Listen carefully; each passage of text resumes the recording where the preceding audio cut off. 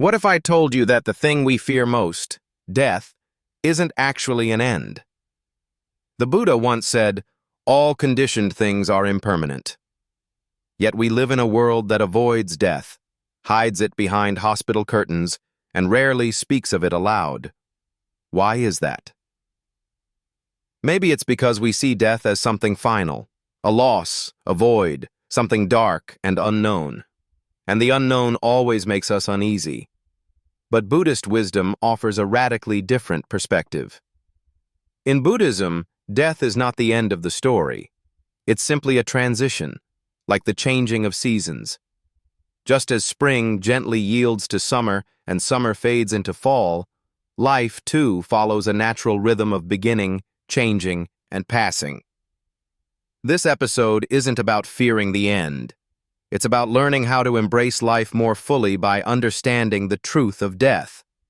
So let's walk this path together, beyond fear toward peace. In Buddhism, death is not viewed as a threat. It's not an enemy lurking in the shadows. It's simply a phase, an integral part of the natural flow of existence. Think of life like a river. It never stops, never stays the same. Each moment, each breath, is already moving toward the next. Death, in this light, is not an end. It's a doorway, a passage into a new form of being. Just as the river continues beyond what we can see, so too does our consciousness move forward beyond this life. This idea may feel unfamiliar, even unsettling at first. But when we take the time to truly understand it, something begins to shift. We stop fighting the current. We stop clinging to the shore. And in that letting go, we find peace, not by escaping death, but by embracing it as a natural part of life's ever-changing rhythm. So let me ask you, what if death isn't something to fear, but something to understand? Why do we fear death so deeply? Often it's not death itself that terrifies us, but the idea of losing me. We fear the disappearance of our body, our mind, our identity. But Buddhism invites us to look closer at the idea of self. The Buddha taught anatta, the principle of no self. What we call me is just a temporary bundle of thoughts, emotions, memories, and physical form. Our bodies are constantly renewing. The cells we had 10 years ago are not the same ones we carry now. Even our thoughts and personalities evolve over time. So if there is no fixed me, what exactly are we afraid of losing? When we begin to let go of this illusion of a solid, unchanging self, we also begin to let go of the fear of death. Because how can something end if it was never truly fixed to begin with? In this light, death becomes less of a loss and more of a natural shift, a continuation, not a collapse. Everything in life is in a constant state of change. Flowers bloom, then fade.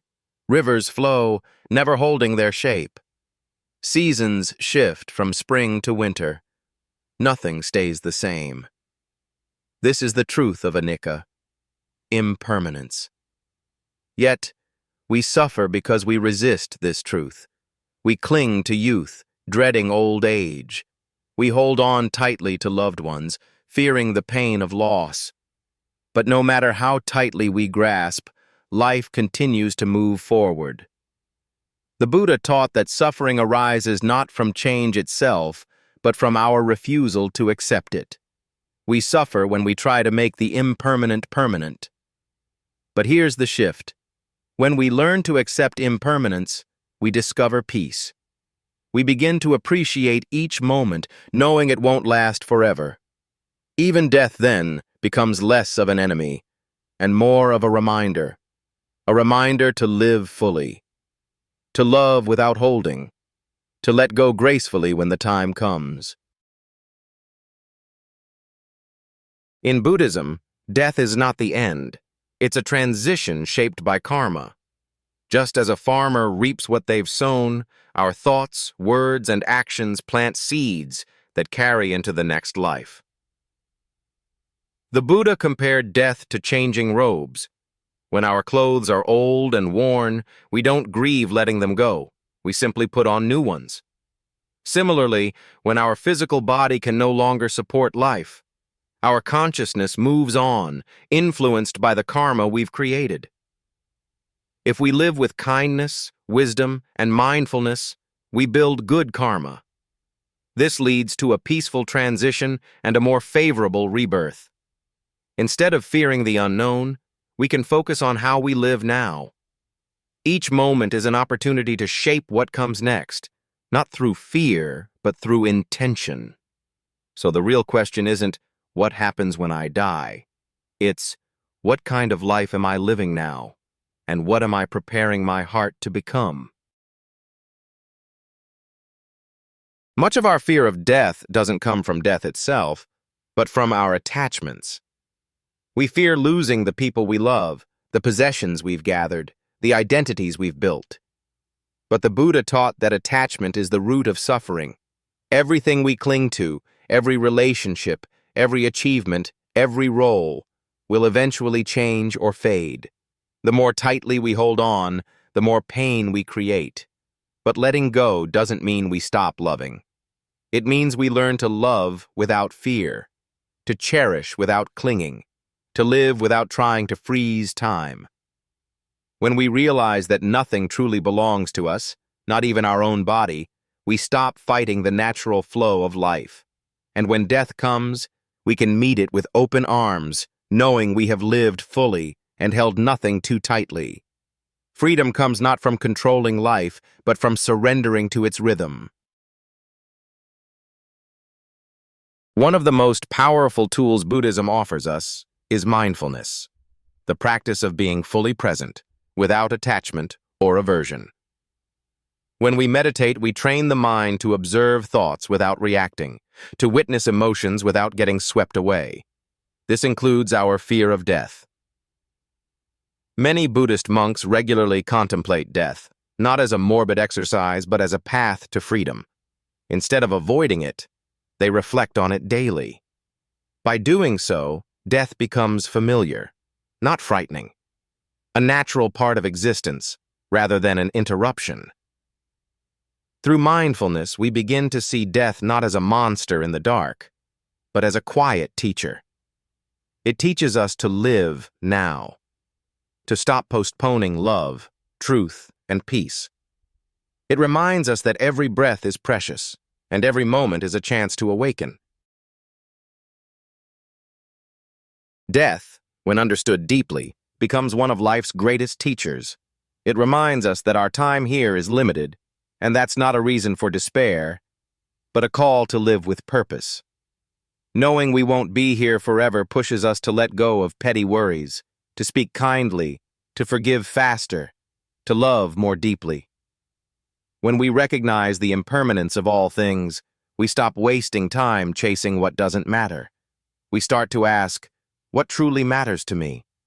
What legacy am I leaving, not in fame, but in compassion? The Buddha himself faced death without fear. He taught that for the awakened, there is no grief in endings, only the understanding that all things arise, transform, and fade. And so, death becomes not a threat, but a mirror. A mirror that reflects what kind of life we've truly lived, and what kind of peace we're prepared to rest in when our time comes. So, what if we stop at fearing death and started learning from it? Buddhism teaches us that death is not the end. It is not darkness, not punishment, not something to be avoided at all costs. It is simply a part of life's rhythm, a natural transition. Just as the sun sets to rise again, our consciousness moves on, shaped by how we've lived. When we let go of the illusion of permanence, when we release our tight grip on identity, attachment, and control, we find something unexpected: peace. A peace that allows us to live more openly, to love more freely, and to face death not as a defeat, but as a return.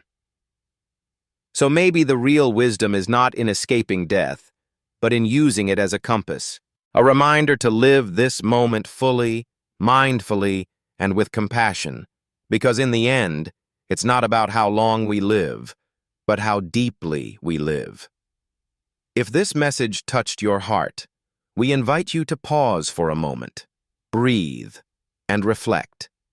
And if you found value in this teaching, please consider liking this video, sharing it with someone who may need peace today, and subscribing to our channel Buddha's Quiet Path for more Buddhist wisdom and mindful reflections. Together, let's walk the path of awareness, compassion, and inner freedom. Until next time, may you live deeply, and may peace always be with you.